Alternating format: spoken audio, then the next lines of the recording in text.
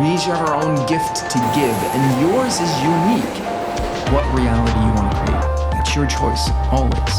No one can take that from you. I've got Ed Latimore here, and I'm super pumped because, dude, I've been following you on Twitter for a long time, and you just seem to really say profound shit, and also like do it in a fun and entertaining way. I bought you have an ebook called Engagement is the New Cocaine, I think. Yeah, where I talk about the ideas, some of the ideas that I use when it comes to writing, not just on Twitter, but that's what it was designed for. But it turns out, and someone pointed this out to me who bought the book, it was just like English in high school.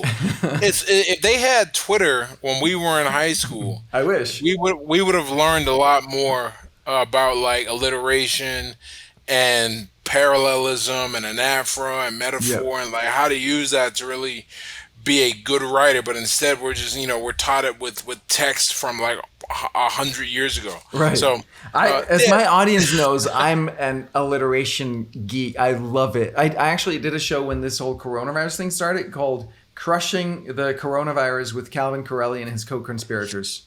Like, Yeah. yes. I'm And it big on it. works. Like you can see, it works. It sounds something about these devices. They just sound more pleasing to our ear. And if you can use those and Right. right, like you have good content, good things to say, Right. you can go really, really far, in my opinion. And then, and I think I'm a great example of that. There are tons of people who have like more real, like real life fame. Like they walk down the street and people go, ah, that's yes, and I have more followers than them, or they follow me. Every day I find someone new with a blue check mark. I'm like, oh wow, that person follows me. That's crazy. You know. Sweet. Yeah. Well, and I remember Tony Robbins talks about like we remember stuff when there's emotion associated with it, right? So if you can make people chuckle a little or just like smile, like or something that just shifts in their Yeah. head because you write it in a compelling way, like it's gonna stick more, right? We're gonna Draw stats. People do these like generic list of ideas and things, and I'm like, the list is good because it's short and it's easy to remember and it's engaging, and people like look at a thing and they go, oh man, that looks like it's gonna be tough to read. I'm not gonna touch that, right? But they get the idea with the list. That's why like all the websites go, 8 lessons this or 7 signs that. But where they mess up, the points in the list are just so boringly just boring. And I'm like, if you just tweak that just little, you're gonna have a home run. You're gonna and it's funny where I learned this. mm-hmm. My training in school, I went to school, my degrees in physics, and there's tons of writing in physics and science in general. People don't realize that because you have to write a clear lab report. In the lab report, you have to use precise language, but you also have to, explain things clearly so, your results are replicable and people know what you're talking about. Mm-hmm. Well, okay, that sounds kind of cut and dry, but what it does instead is it really gives you an appreciation for the word you choose. Mm-hmm. And if you take that appreciation, that technical mastery, and you put it into a stylistic device, you can go really far. But it also lets you know, when you're kind of breaking rules and having fun, Right, and you right. can do you really what I've really become over the past few years, and this was never the plan, is I think I've really gained control over the English language to the point where like it benefits me. Like for all intents and purposes, my life is my income and my connections. Everything is from my ability to use words, whether it That's be to teach or whether it be to so that's entertain. a fascinating point, right? Because the with the physics thing, I think I resonate with that also because I'm a software engineer, right? So that sort of engineering language has always been like very had that like very precise in my use of language whenever possible, right? And so they think there's something to that mindset, right? Whether it's physics or engineering of like stringency and sort of knowing Yeah, exactly what you're doing, how you're using the words. it's like you don't really learn how to be creative until you have restraints placed on you. I really Right. believe. Yeah, yeah. And so because I know that I'm only working with a certain number of words and I can't go any further, or Mm. I'm working at a certain level of assumption, and to go any further than that, or to explain a concept more to on a different level, I'm going to need to introduce more words and possibly draw people off the main point. You become cognizant of these things that people don't normally think about, and when you start thinking about them, I really think that your writing improves. And this is one of the best things about Twitter. You know, I have 112,000 followers and some change, right? But I got my K. I call it the K. You know, when you get so many followers, they have to add a K at the end, right? And that's when you get 10,000 plus. I got my 10,000 followers back before they doubled the character limit. So I was already having a lot of fun. I realized these limitations are excellent because they make you, if you use them, Mm. they make you a better writer. And one of the things I teach everyone is I'm like, stay away from threads. Guys use threads because they're lazy writers. They're Mm. like, no, no, no, no, no, no. Make yourself express the point in 280 characters. I like that. Chances are, if you can do that and you just continually do it, you just build a habit, you're gonna learn how to say more with less, Hmm. and sometimes even fewer. And it's gonna have a profound effect on how people, it hits them. Like that's how what I describe my words. Like a lot of times I think I hit people, and they remember it Hmm. because I say all the time, I'm not saying anything new. I love to go. I'm the most original dude in the world, and everyone should follow my thoughts because my thoughts are the stuff, right? But I know that that's not true, and that's again, I'm aware of that limitation. I know. I'm never trying to be original. I'm never trying to come up with a new insight. What I do try to do is I try to put my perspective, my experience, my way of wording to it. I think that's a powerful Yeah. lesson for anything. Like so at Simplero we online courses and memberships and that kind of stuff. And I think that's one of the things that our customers also struggle with is oh, but like am I the best in the world at this? Like there's so many other people that knows like yeah, no, screw that, right? Like are you able to express it in a way that's your way to express it? That's um Yeah, like I wrote a book, "Sober Letters to My Drunken Self," and it was about dealing with the transition point from drinking to sobriety. And I wrote that as a and I'm sure I said nothing new, right? About addiction or getting sobriety. Nothing like a real old school, like, guys with 10 years and like three big ass chips are gonna be like, man, I've been in the game, I've been, for that long. Nothing new, right? But what I added was my own experience, my own mm, perspective, my own way of writing things, whatever, mhm. right? What I thought was important to me, And the and more the that, I'm still learning this. Like the more personal you make it, the more general it becomes, right? yeah, and isn't that weird? It's so strange. It's so Like, crazy. Yeah. This morning we had a coaching call with a group, and I read people this poem that I wrote back in November. I haven't read it for anyone since except this morning, but it's just like someone was asking a question. It just felt compelled, and that's like such a deeply personal story in that poem. And then like sharing with the group was like pop, pop, pop. You could just hear the everything popping in people's minds and hearts. It's still confusing to me, but it it, really it, it, works. it's an interesting idea. The more what they teach, like when you are speaking, speak to one person, right? Hmm. When you're writing, write to one person. When you're expressing yourself, now we found another derivative of that, which is when you are trying to be, the more specific you try to become, the more you try to be, the more general your advice will appear. Right. And that is so. I actually never. I love when I get a new insight. I've actually never really thought of that, but I always say, your way of saying, I always say, you take your insights from your specific kind of area of expertise, and in trying to explain them, you're gonna do wonders. You're gonna be surprised by how many people connect, because the meta ideas across all fields, are the same.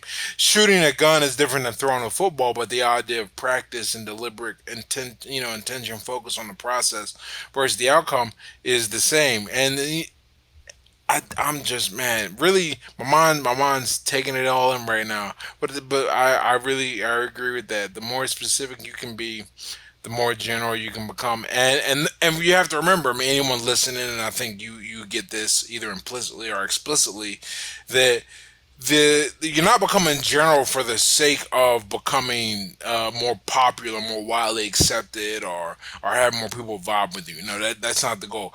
You're becoming general because our experiences are shared. They're just, through different mediums that we reach the same kind of conclusions, or we have the same feel like someone knows loss, how they know loss is, Right. their own personal journey. Someone knows love, how they know love is their own personal journey, Right. etc., Yeah, it's like etc. you can identify. It's like, yeah, and then I went through a really painful experience. Like it's like, great, I've done that too, right? But nobody can identify with that. Nobody can feel it. Versus like, yeah, and then I got a call that my husband had crashed in his car and was dead. Right? Like, Yeah. okay, wow, now we're talking. And like, yeah, and I went there and you walk through the story. Like it gets very specific and then we can all relate to it. And then like, yeah, I've been in a situation where I felt a similar feeling and now it becomes personal. Um, yeah, I think so I wanted to hear. So you mentioned that like addiction and sobriety and all that. So I want to get your story. That one of the key themes of this show is what is your journey to find sort of that inner fire, that inner drive in yourself. And so it sounds like a period of addiction was kind of trying to drown that stuff out, like numbing out in some way, right? uh, Um, yeah, everybody just sees. I'm always in awe. I go, man, I'm 35, and that's not that old. I mean, but it's not that young. It is right what they say it is. Yeah, I guess that's middle age, and I think about where I am now compared to where I started. Like, we want to go, like, I started this journey, and it was a serious, intentional, deliberate move to undo a lot of my bad habits, cultivate a lot of good ones, and really make progress. And we'd say, I think 28. I used my sobriety date. Really 27. I was 27, but it was like December 23rd is my sobriety date. 2013. So I just kind of jump and go. I was 27, 28. And here's the thing, man. Your priorities have to be right, and even if they're off by a little bit, the longer they're obviously, it change over time. And if you're off by this much at the beginning, and then that little 1 degree difference after a Absolutely. long amount of time, and it's a big difference. I was off. I cared about the wrong things. I really think that. And one of the things I cared about, just to be even more specific, I wanted to be well liked. I wanted to be popular. I wanted. I didn't God of quite approval, understand. the God of Yeah, approval, I call that it. God of Yes. approval. I was Yeah. chasing, and I was chasing approval from people, like both men and women in different ways, obviously. And one of the ways I thought that it would work is if I could somehow be this cool party cat, drink or whatever. But a funny thing happened. Just a series of events and experiences. I forgot how to socialize and be interesting without alcohol. Hmm. And you I and had so so I moved to India in 20 same time. I moved to India in 2012, and the first 5 months there were like no alcohol, no meat, no coffee, that kind of thing. And I made some local friends there, and I realized in my entire adult life I've never made a friend without alcohol. Isn't that fucking crazy? Isn't that mind madness? blowing, man, Right? dude. I'm like, whoa. And so and so there came a point in my boxing career.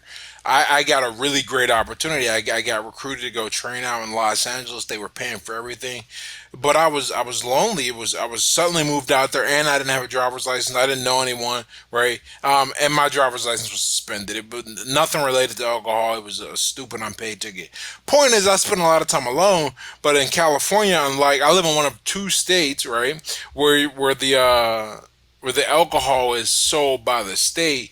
California is not one of those states. I'll walk over to Target and get a bottle of booze, and it got even worse and worse and worse because I was drinking to find a sense of togetherness, and to feel better, to try and rekindle what what I had back home when I was around people, which is, oh, we're gonna go out to drink, we're gonna go out to drink, we're gonna go out to drink, we're gonna go out to drink.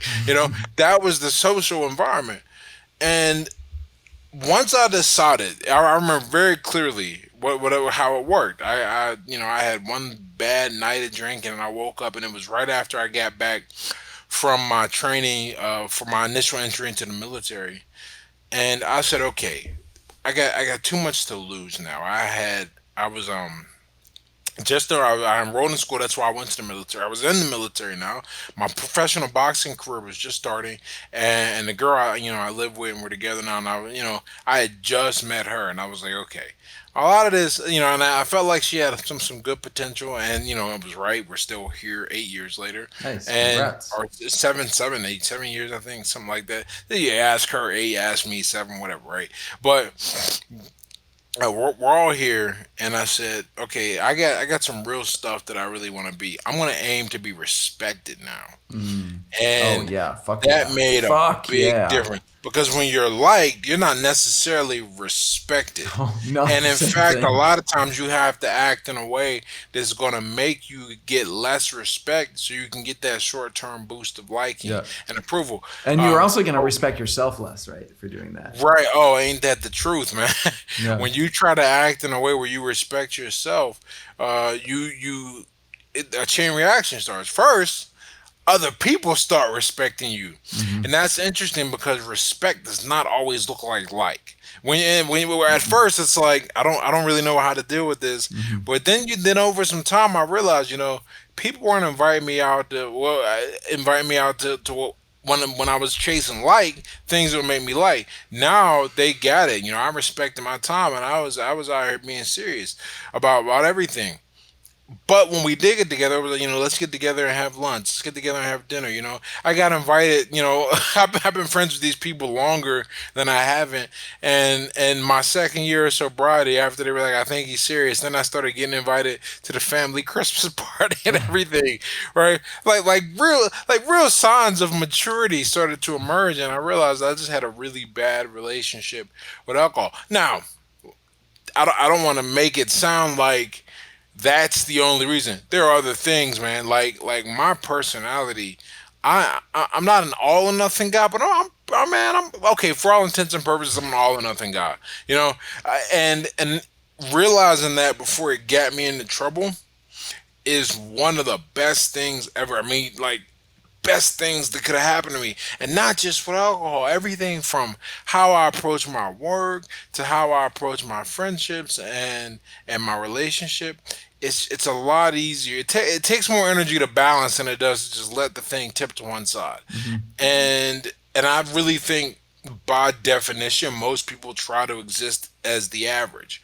But when you are a standard deviate, when you have it in you to get to the other end, man, you gotta run with it, but you have to align that with something that's gonna make you better. I think there's a lot of people like me in prison, and a lot of people like me who have ruined their lives because they had the same personality, they had the same energy, and it never got aligned to something that would make them better. Hmm. One of my best friends when I was a kid, he like how when you log in to like a certain app and it's like, what was your and one of the secret questions, the name of your best childhood friend, right? That's the guy's name I use. We got separated when we were like 9, and then reconnected recently as adults. very similar personality, intelligence, freaky. His birthday is 1 week before mine.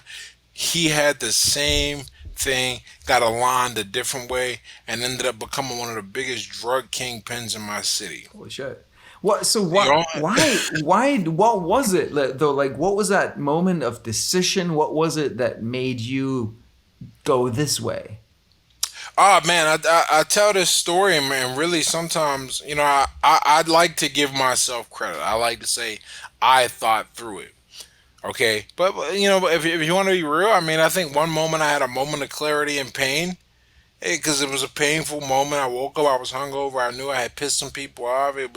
I knew that nothing had changed, even though I was away for 9 months in the military, and I had a moment. I sat and I looked at my future. Those four things I mentioned: the girl, the sports, the school, the military, and I said, okay, we know where this ends, right? You ever see the Matrix? Right Hmm. before Neo gets out the car and he's running away, and Trinity stops him and says, you don't want to go down that road, Neo. You know that road ends, and you don't want to be there. That is almost identical to what happened here. I had a very brief moment where I looked in the future and I said, okay, I'm gonna turn. I was 27 at the time. I'm gonna turn 33, 34 one day. God willing, I'm gonna do that. Am I gonna be that age with more options or fewer options? You know, and It I was said, like, if I okay, keep going down this path, this is where I'm gonna end up, and I don't want to end up there. Is that kind of what you're saying? pretty much.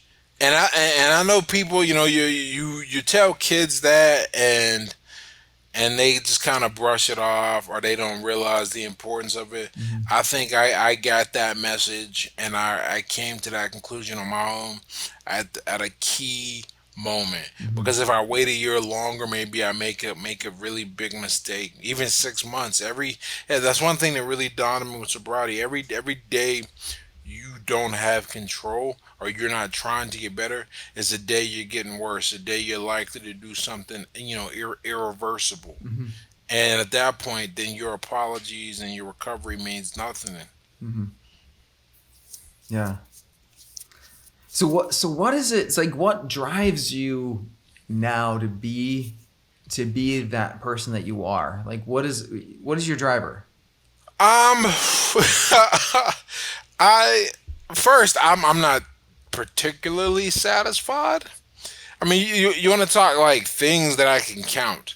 I mean, I don't really think about monetary limitations for standard living anymore. I'm in a nice apartment. I got a computer. I got food whenever I want. Um, for the more I can, yeah. I mean, if I could travel, I could go anywhere.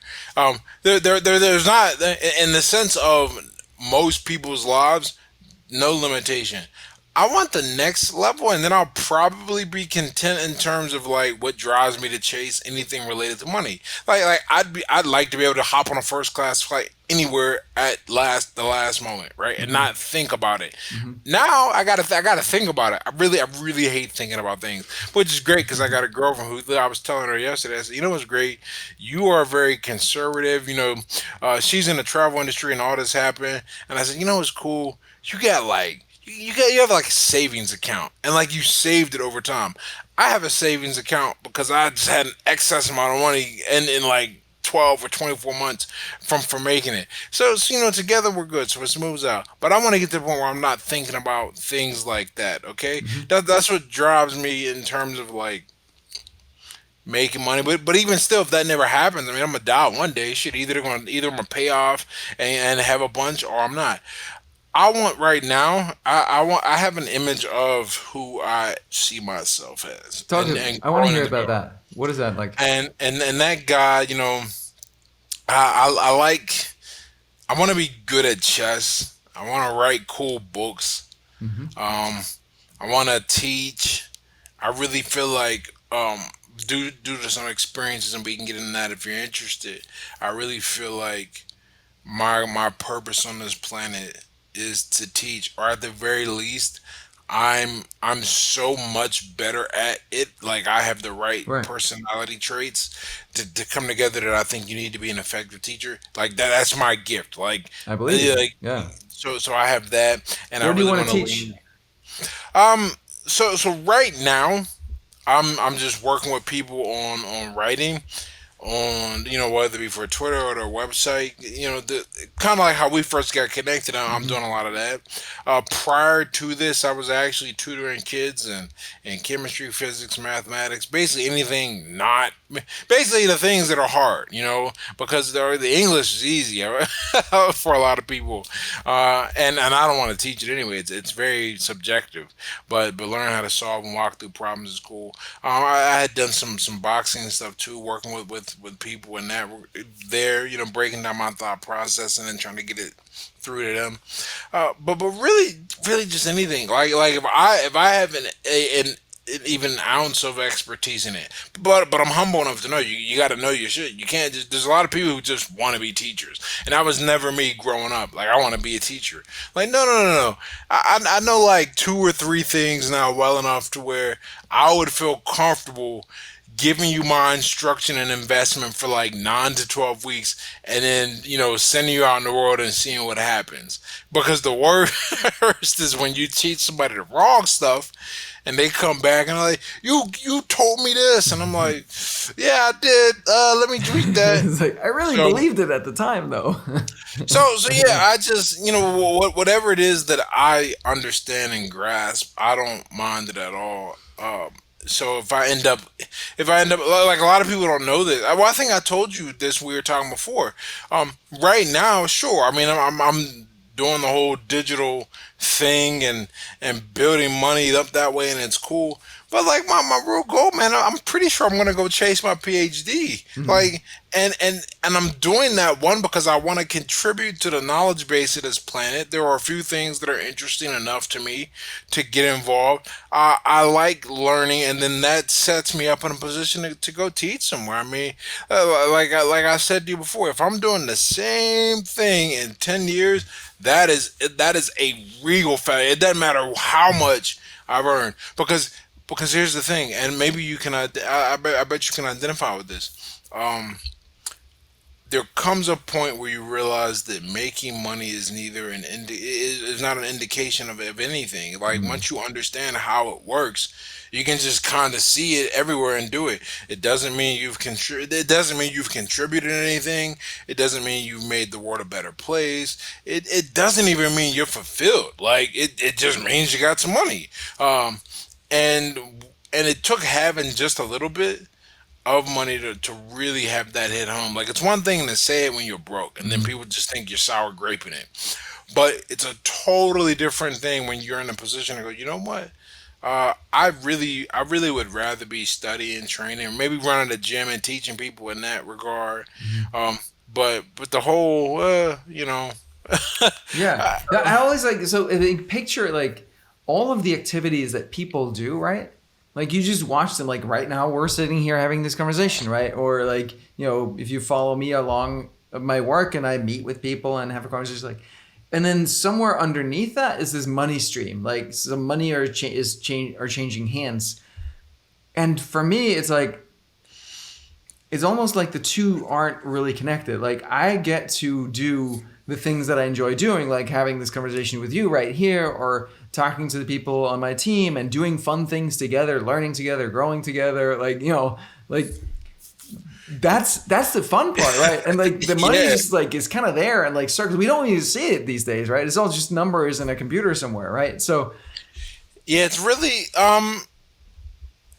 I think you have to have a certain mind, and once your mind is free, you can go. Okay, I understand money. I understand fitness. I understand relationships, whatever, right? right. And then you're more or less free and content. Uh, and then then you build on top of that. How can I add value and meaning to my life? But I was thinking about it like this, right? Money's like fitness. You look just because you're fit that doesn't mean anything else about you. There's a lot of man. There's a bunch of guys in prison who that's what they do, man. They work out and lift weights, and do body weight exercise and everything. Man, these are fit, strong guys. They're in prison. Right. I mean, True. True. you can develop any part of your life Mm-hmm. in a vacuum, Mm-hmm. and it will, or rather, every part of your life kind of exists on its own. But it takes a certain level of awareness to go. I want all of this, and I want it to kind of work together. No, If that yeah, makes sense. exactly. Yeah, yeah, exactly. And the thing that I'd add to that is like you mentioned like your money, right? And your relationships and your health. Like we want all those to work. And the thing that I would add is like is your creativity, right? That Yeah, expressing that unique thing, unique voice that's yours and just yours, which you obviously are doing, right? Get really those trying four to. working together in an integrated way. Like, I mean, that's it. You're set, right? And then I think about what like we're sitting right here having this conversation, and it is 1:24 p.m. on a Monday, and that that kind of freedom, man, Right. you can't pay for that. Because look, there are people who probably make more than I do, but they don't have the kind of freedom to do what they want. And there are people who make less, and maybe they don't have to be at work, but that ain't a good thing. That means they might be wondering where they're gonna be in 30 days when the rent's due. So it's really an optimal life that we're pursuing. Mhm. And an optimal life, you can't have just one good part of it. I mean, ain't nothing would be more embarrassing to me anyhow than being 35 and being in sick, head turning shape, but I got to worry about my car being declined when I go shopping for food. Right. Nothing crazy, right? Yeah. And likewise, for many people, this would be just as embarrassing if they had they were making $1 million a month, but they were 35 and probably needed a triple bypass in like a year, and they can go to the bathroom and they got to reach for it in faith. They're not sure if they can look down and see the thing. So there are. We don't just, and it takes time. It takes time. Like I know that even though I consider myself a late bloomer, that I think the late blooming is almost like from a. I think when I get older, I'll look back and I go, "You weren't really late blooming. It takes time to have everything come together the I right like that way of way, thinking of it. Yeah. and you feel good. It, I like it, that it a lot. feels like that now because I think because you look at what you were doing, right, and you look at what you're doing now, and we'll say what I'm doing now. I've been doing, which is living intentionally and kind of pursuing a goal without any of the distractions since 27. I go, man, if only I could have been doing that at 20, where would I be now? And that makes sense to us because of how we relate to time, but it doesn't make sense when you think about how long it takes to learn things, man. Hmm. Like you know what blows my mind every time I read it? That your prefrontal cortex, the part of your brain that like says, "Yo, that's a bad idea, bro. Please don't do it." That does not finish developing until you're 25. Oh, yeah. And so, and so part of me goes, okay, is it my fault? But Yeah. It's our yeah, little wire. Yeah, I like that. Hey, so I'm curious, like in on your journey, like what are some of the most challenging things that you had to face about yourself? Like what are those places that you had to go inside in order to become who you are today? oh man, there's always if looking in the mirror is not uncomfortable, you are either not looking in a mirror, or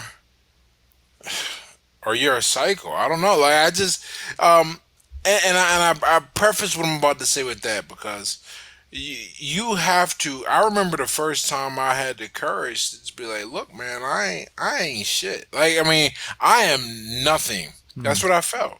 And to be able to look at yourself and say that it takes to be just humble Yeah. and go, "Okay, I did badly," but because I did that and I made changes, that gave me the ability. When I lost my first fight, I got knocked out in the first round. It was embarrassing. It was on TV for the whole world to see. It was awful. I couldn't look at that video for 7 months. It was like breaking up with a girlfriend and being able to finally look at pictures of you guys together, right? But once I looked at it, I could get back and I started training for another fight. But then I got injured during training and then just decided boxing took too much risk versus where I was at in my life now. But uh, it wasn't until I could look at that video that I could feel comfortable going back into the gym and train. You have to always look at the areas where you are deficient, where you're not the best friend, where you don't have the best habits, where you're not treating yourself right. It's Where interesting, and, right? Because it's that like striking that balance between like if you're deluding yourself about how good you are and how far you are, it's kind of like that road runner where you're running in midair, right? So you're like your feet are not touching the ground, and so like you can run all you want, but you're not really gonna get anywhere, right? So we want to look ourselves square in the eye and be like, this is reality, right? But we also yeah. don't want to go down that like I'm useless, I'm nothing, like I'm terrible, I should just Okay, go kill and myself, right? dude, that is hard. That's hard, but that is a sign of maturity. You need to be able to look at a thing with as little bias as possible. You're trying to see it Hmm. as it is, not as you wish it to be, not as it makes you feel, not as not with any preconceived notions. You just have to look at it, and then you have to, once you look at it, you have to also go, okay, how do I move forward with this information? This is not easy, and this is not a matter of intellect. It's not a matter of will. It's not a matter of emotional control. It's this kind of, I have to learn a new word. I have to learn a word for this, but it's like looking at a river and seeing how crazy that stream is, and we just accept the acceptance of reality. That's all it is, right? I was coming up with an analogy, and I just realized all it is accepting reality. And if you can accept the reality, then you have to also take that same mentality and go, okay, what can I do about this to help me reach my goal, to help me get what I want out of the situation? Hmm.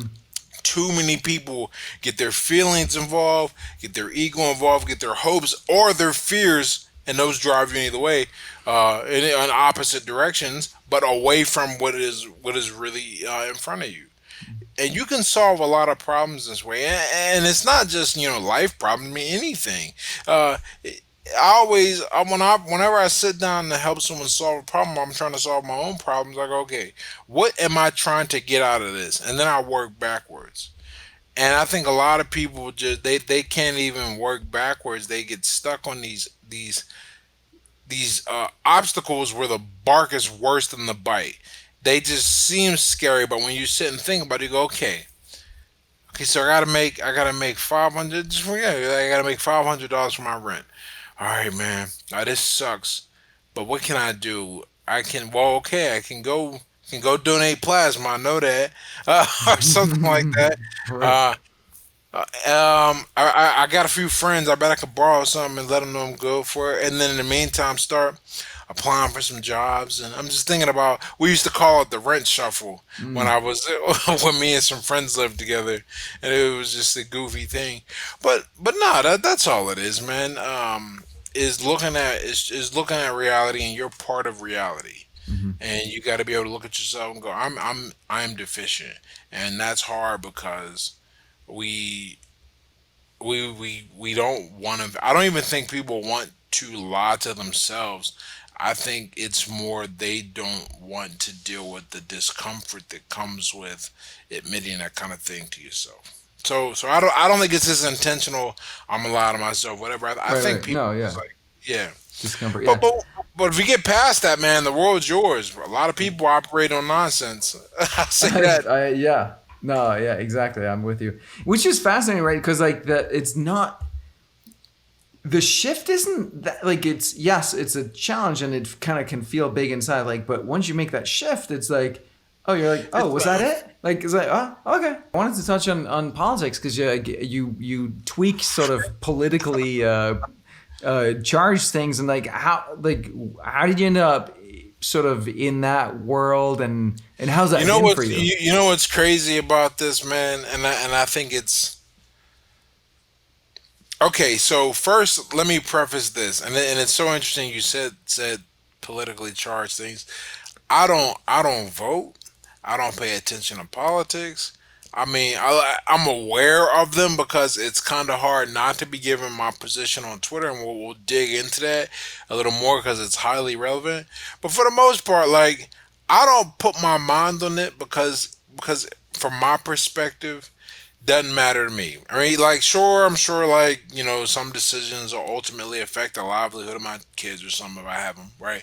But my day to day life, look, I lived in a project with four different presidents, man. Nothing changed, and that taught me that I had to pull myself out, and I had to worry for myself. So I just never felt connected with the process of voting, and then my That's a brain goes, powerful man. message right there.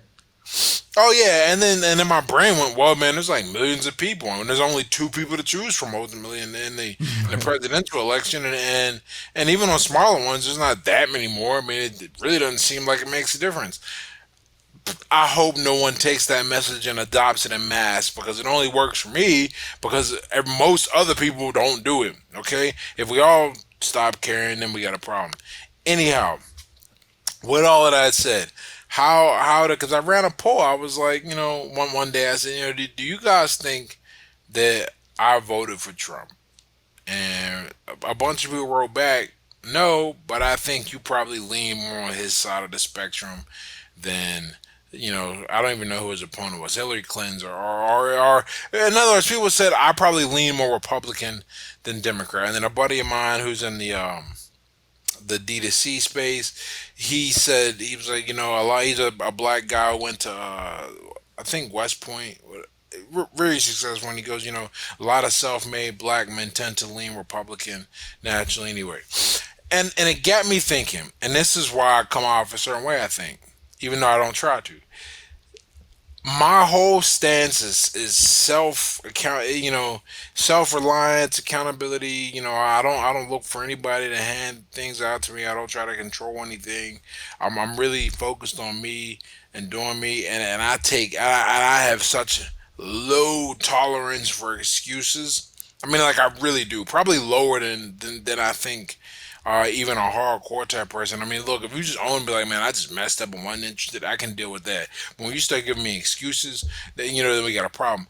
And what I found is that runs very counter to a lot of liberal ideas. Hmm. And maybe they're not going to say, oh, we want someone to take responsibility, but they're going to support things that I'm realistically just going to be relatively, if not staunchly, opposed to.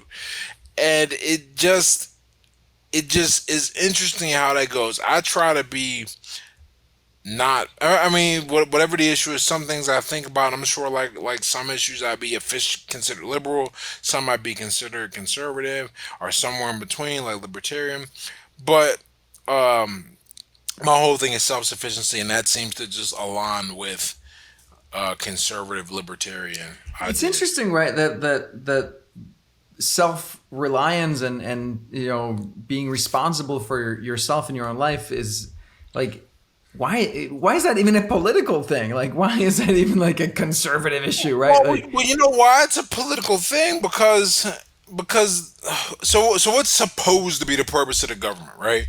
To to to manage and take care of its people, or protect them from threats, foreign, to police domestic threats. The idea, too much government, and you get something like Orwellian; too little government, and you got something like the Wild Wild West. And I don't think we want either one of those. mhm. We want something in between, where God can't rob me, but don't bother me while I'm smoking weed in my house, like that kind of thing. The problem is balance is very difficult, if not impossible, to achieve for one thing. But then when you take that across a whole spectrum and a whole country, 330 million people, and they realize the power of politics, the power of getting a group to go. That is wrong or that is right, if you can hijack and you can put a cause behind another one that people already feel strongly about, yeah, I always say humans are excellent at corrupting any system. No system is perfect. I don't care about communism, totalitarianism, capitalism, whatever you want, we're gonna corrupt it. That's what humans do, man. Okay. And what I was saying, like, putting issues behind a certain thing. One of the things I was paying attention to because I thought it was interesting, is the whole fight for trans rights, right? And there was the big thing about the bathroom in North Carolina, and that was crazy. But here's and for those not familiar with the story, the idea was that some states said that they're not going to allow people of who were born a certain sex, where they weren't going to allow them to use the bathroom of the sex they now identify with. Whether you think that's crazy or not is not the point I'm trying to make. The point I am trying to make is that they attach that to the gay rights agenda first, which is a cool kind of attachment that makes sense in my brain. Okay, where you're going to go with that. But then they attached it to the civil rights movement, and that's where I had to go. Okay, see, here's the thing. I didn't get a choice to be born black, and furthermore, um, the way we were treated at that point is pale. It's nothing, Like, there's gonna be no fire hose. There's gonna be no dog sick on you because you try to go. If you try and do a stand in and use the bathroom, like it's a completely different thing. But there's that connection they can make. And so I thought that was, I think those kind of things are really interesting. But that's the power of politics. People think and they go, okay, if we can get them to think about us the way they thought about them Right. blacks, eventually we're gonna be in good Framing. shape. And then our agenda is gonna be pushed forward, and then we can push another agenda forward. You Yeah. know, Got it. So, on that note, like, I'm curious, reparations pro or con? oh man, I'm against reparations. Here's why, right? For somebody goes, call me an Uncle Tom, whatever, right? Because at this point, I've heard it all. I don't care. Um, Very much against it because look, here's my argument or here's my argument just about slavery in general. And I was actually talking to Naval about this. Is that slavery is one of those things that was a method of building. We didn't have technology. People think it's some kind of magical coincidence that the slave trade dies as the industrial revolution starts. What happens is that the machines are just more efficient than people. One of the reasons the South got their ass kicked is they were not technologically caught up to the North. Hmm. They just couldn't hang. Um, and then not slavery won out over slavery because it's just a more feasible economic system. Mhm. But our struggle, this is just recency bias. I'm here because I'm here in America of this skin tone because most likely somebody in my family was brought over here and was used to help build the country. And then there's the whole fight for us integrating into society and everything as free citizens. But every country was built on the back of slavery. Because if you give us reparations, what's next? The Chinese get reparations for the work they put in on the railroad? Did the Japanese for the internment camps that Right. they and the suffering they endure? That's just a black on history, and that's all it is. And you gotta remember, man, it ain't like people forget this. It's not like every white person had a slave, man. You had to have a little bit of money to have a slave. It's Mhm. not. We weren't just these like they make it sound like that up and down the east coast of America there were just these hordes of blacks like cars just working everywhere. Like it wasn't really like that. I mean, it Right. wasn't.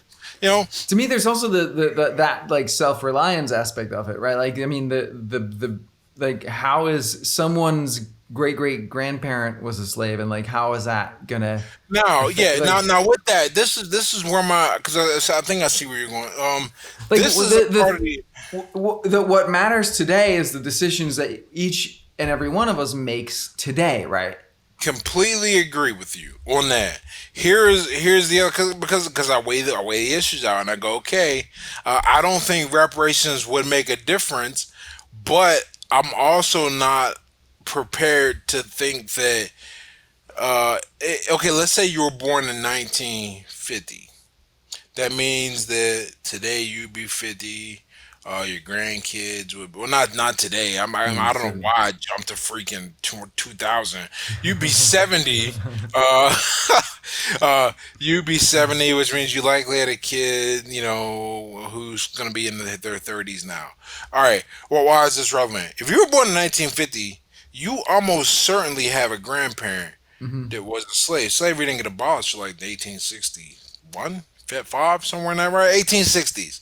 All right, and then there was the whole um, Reconstruction of the South and all these things, the Jim Crow laws, all of that. There was a history that made it very difficult for African Americans to make progress. And progress is cumulative. If your parents start out with a house and some money and you ain't got to live in the hood, you're probably going to have a bit of a jump. Hmm. Uh, Now, does that have to do with somebody, sticking up a liquor store today? No, you know better, man. Like, but so that's why I'm like, okay, well, would reparations all of a sudden change your mindset? I'm like, no, that's just throwing money at something. In fact, you wanna know what happened in reparations? Dave Chappelle's got a great, I mean, hilarious skit about this, where all of a sudden they get the reparations checks and then go, or they, whatever, right, get the reparations checks, and then we go and buy rims, phones, shoes, all that, right, and all the money just goes back to where it was in the first place, which is in the hands of the wealthy Right. and the Right. corporate, So Totally. yeah, my end argument. Maybe I'll tweet this to kick the hornet's nest is I'm very much against reparations, but not because I don't think we should get anything from it, but because it just wouldn't make a difference. It, it wouldn't work. Yeah. I think in one you all money does is exaggerate the problems you already have, or amplify the virtues Right. present within. If you can look at lottery winners and see that there's a great study about lottery winners. Books have been published about this. If you ain't right, you can't just suddenly get $1 million and then have $1 million mindset. Right. Like no. No. You didn't build that. No. No. In a way, you're probably gonna go do some dumb stuff, man. Like that, and probably some of the stuff that you did that made you broke. The difference is you can afford to do it now, Right. Yeah. Which is even and it's fucking worse. Yeah. yeah. So Exactly. like Hey man, craziness. it's time. This has been like super fun, super long, and I didn't intend to end up with in reparations, but there you have it. Here we are. I have two final questions for you. Number one is where can people find you, follow you, interact with you, engage with you? Here's the great part about me. I feel bad for anybody born with the name Ed Latimore after who wants to do anything remotely related to a personal brand because I got Ed Latimore, the website, Ed Latimore, the Twitter, Ed Latimore, the Instagram, Ed Latimore, the Facebook page ish. My personal Facebook page is my full name, Edward Ashley Lattimore Jr. But my fan page is Ed Lattimore Boxer. So like that. So Ed Lattimore. Just type All that in. right. You'll get a bunch of stuff. I think my wiki page is Ed Lattimore too. Like it's nuts. Easy to find. Great, man. Thank you. And final question, like what is one word that you want to leave or one phrase that you want to leave our audience with?